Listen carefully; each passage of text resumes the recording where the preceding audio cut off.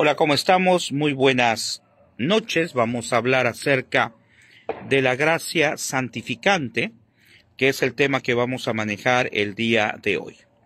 Bueno, como siempre, ¿verdad? Si acaso no lo has visto anteriormente, pues estamos viendo y analizando el catecismo de este libro, que es Catecismo de la Doctrina Cristiana, curso superior del Padre José de Arp, que ya tenemos varios meses con la transmisión. Vamos por la hoja o la página 154 de un total casi de 400 hojas. Si quieres ver los temas anteriores, te invito a que lo veas con más calma en mi canal de YouTube llamado Mr. Teacher, Mr. Teacher Gabriel, y ahí te puedes suscribir para ver este y muchos otros videos de nuestra fe. Muy bien, pues vamos a hacer, como siempre, invocar al Espíritu Santo, a pedirle al Espíritu Santo que como cada noche nos dé el discernimiento para entender estos temas y para profundizarlos en el corazón.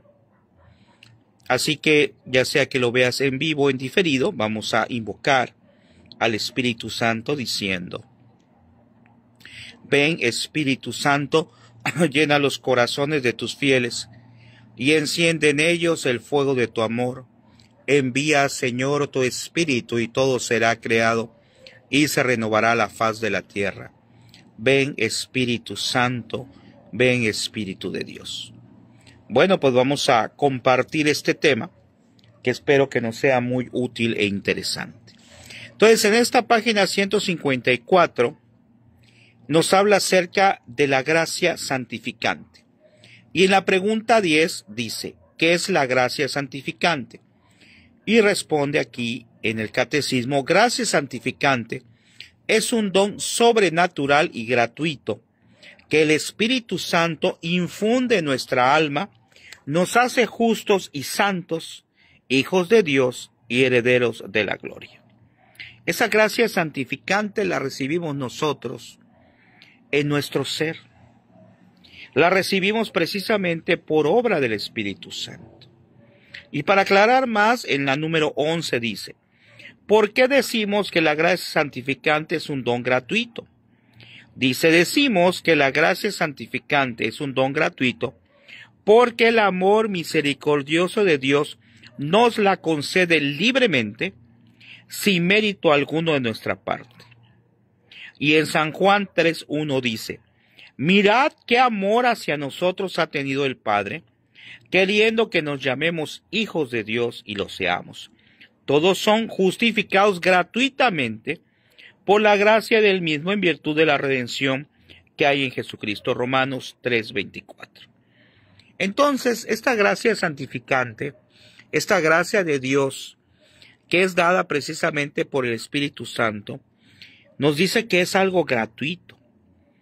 Si nosotros analizamos nuestra vida, cada quien, su vida particular, nuestra vida particular, pues considero que a lo mejor no seríamos merecedores ni siquiera hasta a que Dios volteara a vernos. Por nuestros pecados, por nuestras imperfecciones, por los momentos en que le hemos fallado a Dios, a veces tal vez de una manera plena y consciente, a veces de forma también inconsciente.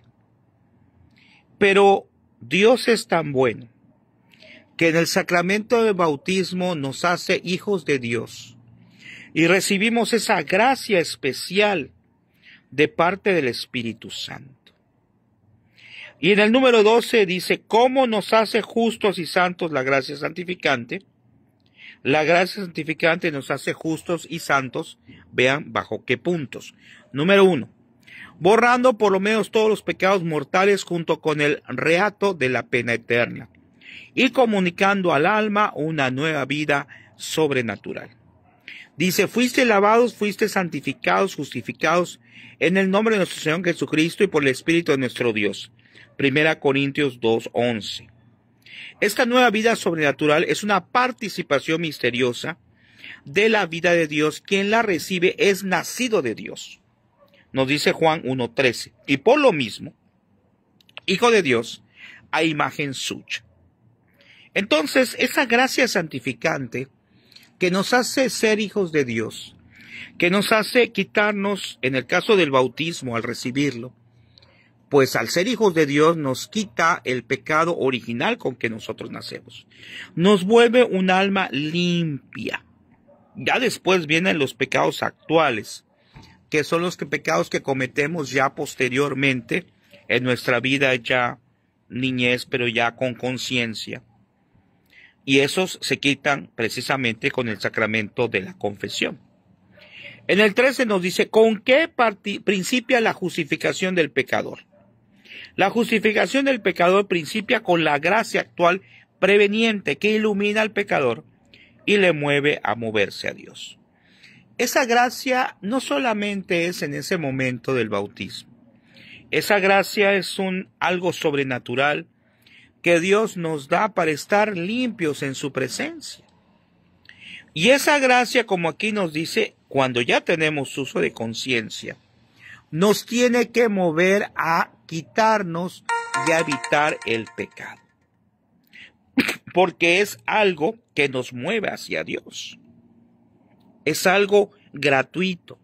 Decíamos el otro día que dice la palabra que ni siquiera podemos por propia fuerza decir Abba, decir Padre, porque es por inspiración de Dios que nos permite alabar y bendecir a Dios Padre, a Dios Hijo y al Espíritu Santo. En el 14 dice, ¿qué tiene que hacer el pecador para alcanzar la gracia de la justificación?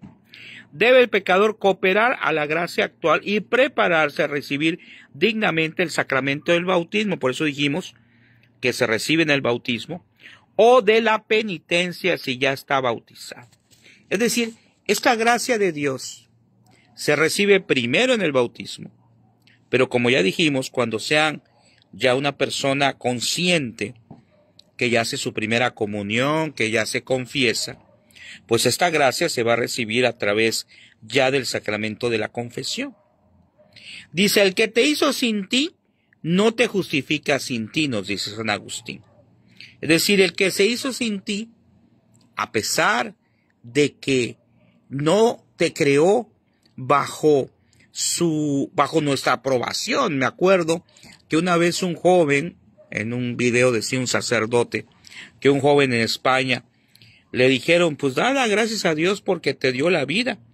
Y el joven le decía, pero es que yo no se la pedí. Creo que esa es una frase muy injusta, ciertamente. Nosotros no le pedimos la vida a Dios. Pero Dios, que es tan bueno y que sabe lo que nos conviene, por amor nos las dio. Y tenemos que ser agradecidos a Dios por ello. Imposible de no agradecer a Dios la vida, las cosas que nos da, todas las cosas que hemos tenido en todos los aspectos, humanos, económicos, familiares.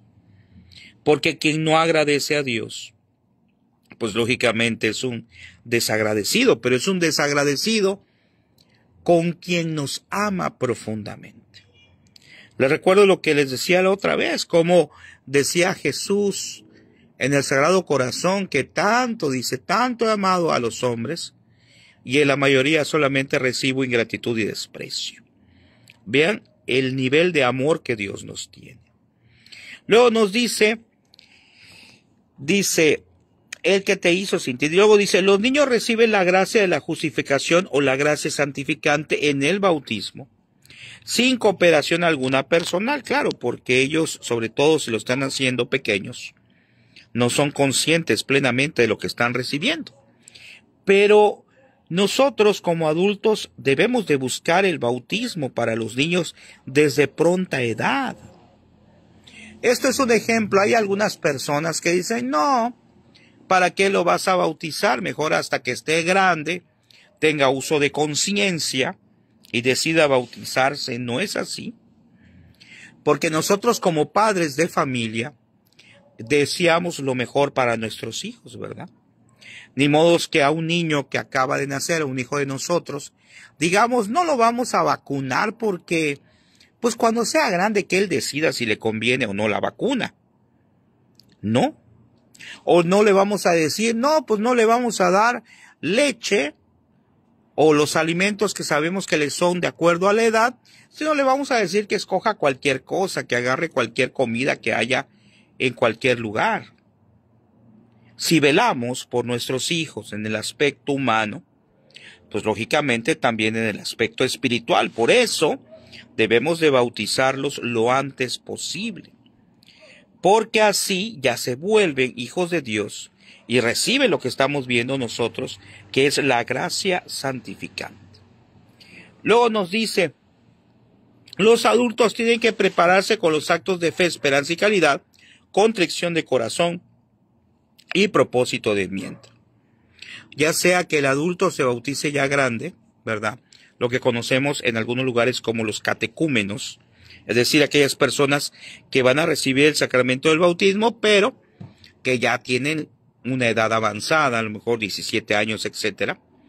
Y entonces, en ese caso, tiene que haber ahí sí un mayor compromiso, porque ya existe conciencia de parte de la persona y tiene que haber conciencia de lo que representa ser bautizado.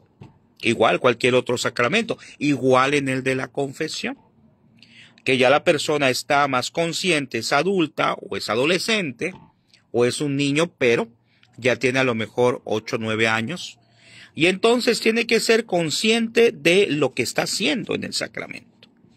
Dice como ejemplo el hijo pródigo, que está en Lucas 15, 11 a 32. Y nos dice aquí el catecismo, junto con la gracia santificante, se influye en el alma todas las virtudes sobrenaturales. Las gracias de Dios. A veces, por ejemplo, no le damos importancia, o tanta importancia a algunos padres, a lo que es la confirmación. Y claro que también es importante.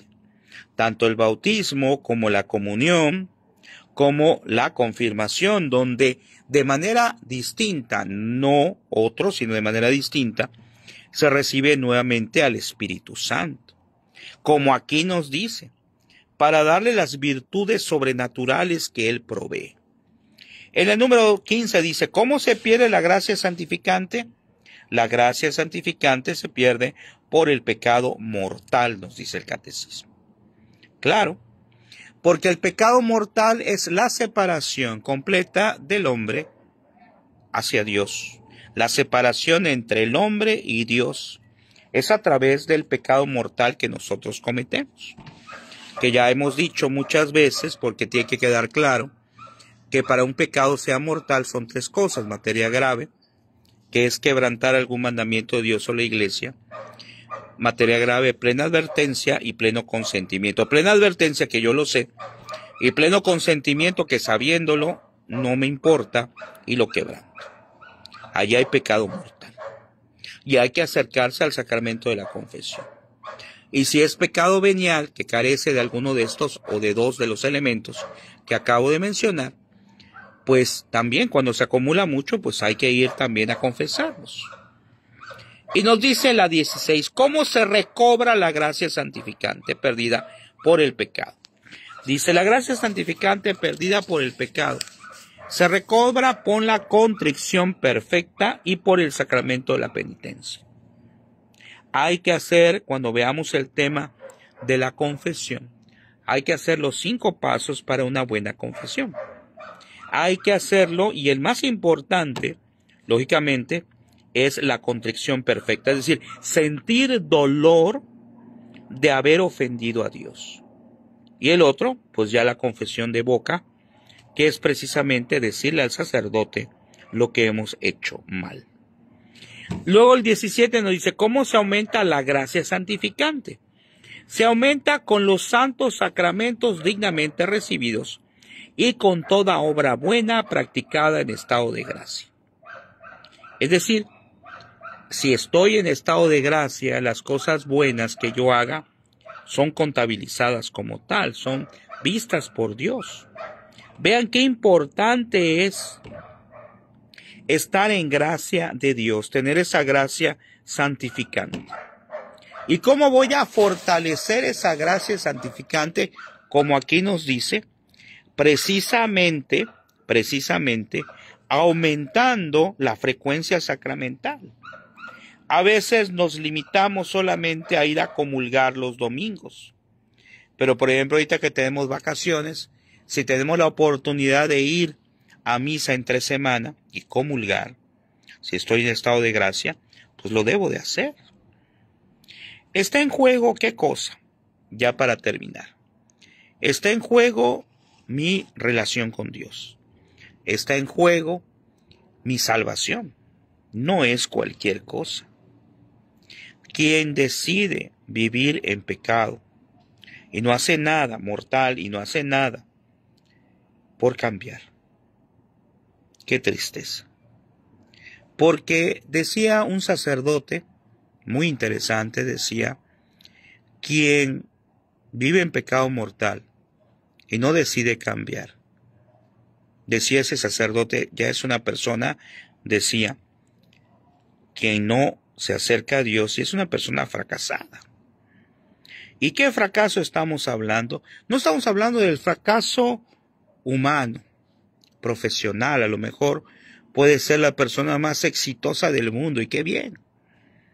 Pero, una vez lo dije en el Face, valdrá la pena que al final de todo este momento de la vida, de momento de sufrimiento, de tristezas, de alegrías, como dice esa bella oración, que estamos en un valle de lágrimas, y que al final no nos salvemos.